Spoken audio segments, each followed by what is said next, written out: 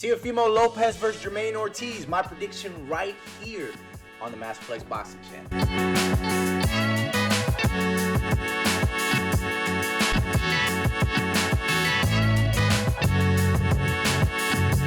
So, welcome one, welcome all to the Masterflex Boxing Channel.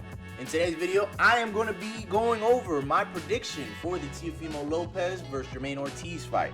Now, if you're a boxing fan, you absolutely love this fight. This fight's happening this Thursday, February 8th. I don't know why it's on a Thursday. It's just weird to me why it's on a Thursday, but yeah, it's on a Thursday, which is weird because I think Teofimo should be a pay-per-view star. I think his the way he talks, the way he fights, I don't see how that's not sellable. But that's neither here nor there. We're here to talk about the damn fight that's happening this Thursday. And me, I'm excited for this. I think stylistically, this is a great fight to make. If you guys don't know Jamaine Ortiz, he fought his last fight, I think, was against Lomachenko. He did lose that fight, but I mean, it's freaking Lomachenko, bro. It's Loma.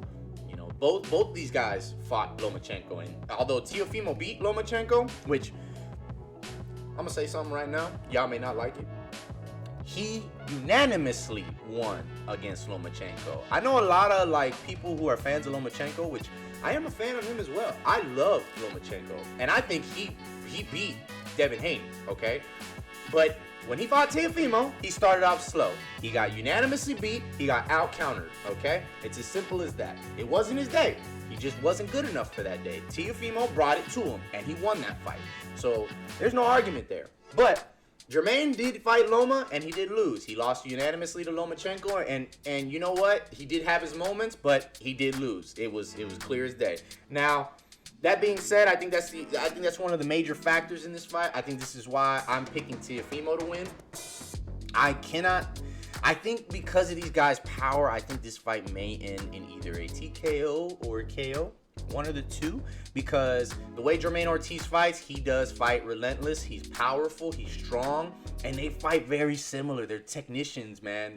Dude's nickname is, I think, the Technician. So, they're very technical fighters, and I honestly, I hate the fact that I'm going against them, because bro is Puerto Rican and Dominican, and I'm Puerto Rican as well, and I hate going against Puerto Rican fighters. I know I sound biased, but hey, I hate doing it. But I believe Teofimo got this one. I think he's a much more refined version of Jamaine Ortiz. I just think he's that much better. You know, I don't think he has the same power as Jamaine Ortiz, because I do rate Jamaine Ortiz hella. Because if you saw him against that Jamel Herring fight, oh my God, he dominated him. You know, start off a little slow in the first 3 or 4 rounds, but then after that, it was all Jamaine. But so I think the only danger Teo has in this fight is the fact that he does tend to get a little overconfident. I mean, example A, George Kambosos fight, he got a little too overconfident, and George Kambosos, boom, he capitalized on it, you know. But you know, boxers, they learn from their mistakes, and I don't think he's gonna make that same mistake. Although yes, he does style a lot, but I just think if you saw his last performance against Josh Taylor, he dominated Josh Taylor, styling on him, bro. The last round, he damn near knocked him out. If there was one more round, I don't think Josh Taylor would have made it out. I honestly think, and Josh Taylor was bigger than him, and I think Jamaine Ortiz, even though his last fight I think was at lightweight, I think he is gonna go in bigger than him, because he's big for the weight class. So I don't think he's gonna have a problem with that. Now, everybody was saying that Josh Taylor had power, that was gonna be the thing that gets him, and blah blah blah. But I don't see it. And if you're gonna look at Teofimo because of the Sandor Martin fight, which yes, I do believe Sandor Martin did win, but hey, you know, that's neither here nor there. You know, boxing has its things. You know, there's a script. You know, and this is me saying it as a Teofimo fan. But I think if you think that he's gonna fight Jamaine like he fought Sandor, they're not the same fighter. So but yeah, I think some pros that Ortiz has, he's really good on the inside, but I don't think this fight is gonna be that much of the inside. I think Teo's going to use a lot of his countering, a lot of his movement, a lot of his switching stances and everything like that. But the thing is that Jamaine is good at switching stances as well. He can go from southpaw to orthodox or orthodox to southpaw. You know, he's really good at switching stances as well. This is why I love this fight stylistically. They're very similar in their styles, you know. But I just think, like I said, Teofimo is just a little bit more refined in that aspect. I just think that's it. I think the only con out of this is if Teo gets too confident. Both of them can go all 12 rounds. Both of them can bang. The only downside I see for Teo is if he gets too overconfident and he gets caught with something. That's it. Other than that, like Teo's got this. Teo's got it. I think if it goes all 12 rounds, Teo by unanimous decision. But I just don't think this fight ends in a decision. Both have really good chins. Neither one of them, I don't think, have been knocked out. Yeah, what am I talking about, bruh? Like, you don't know this. Neither one of them have been knocked out. So, I think this will be a fight that somebody's going to get clipped. And I think Teo wins by knockout, because what's going to end up happening is Teo's going to break him down with the counter punches and his athleticness. And it just, yeah, he's going to clip him. He's going to clip him, which I hate to say that. I hate to say that because, you know, like I said, biased. But, yeah, that's how that's going to go, you know.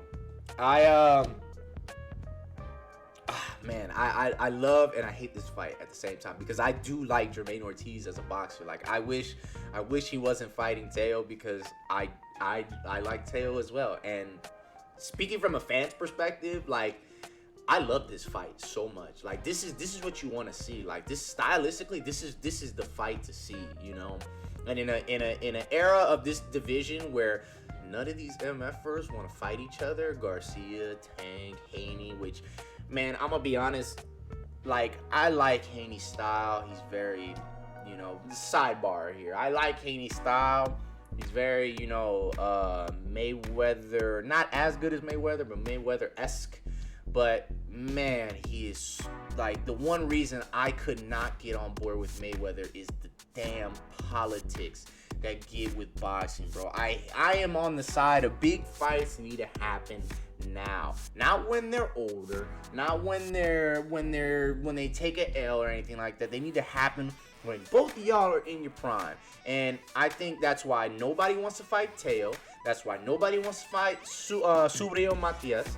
I think that's because they're both dangerous fights. And watch when Pitbull wins that damn belt against Rolly, watch how the cockroaches come out looking to fight him instead of damn Teo or Subriel. I'm telling you right now, nobody's gonna want to fight them. You're gonna see another. You're gonna see another one of these people, another one of these fighters holding out until until they're just gonna be fighting contenders until one of them just moves up the division and then bam, it just becomes a bacon again.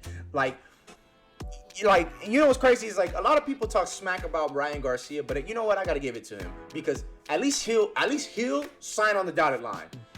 Like, I kind of rate Tank a little bit, because obviously he made that Garcia fight happen, but bro, like, that's a big fight that happened, bro. Like, where is Haney with this? You know, why haven't we heard about you know, somebody trying to fight Subriel? Why haven't we heard one of them trying to fight Teo? A lot of this, you know, a lot of this happening, but, you know, it just none of the fights are happening, you know. So this is why I like this fight, you know. So I went on again. I do this a little. If you watch this channel, you know, I do this a little bit. I go on little sidebars about certain fights, because I'm passionate about this sport, man. I want to see the major fights happen, man. That whole era with Floyd and everything like that, where, you know, fighters were trying to protect their O and everything. Like, man, throw that shit out the window, man. Nobody cares about your damn O.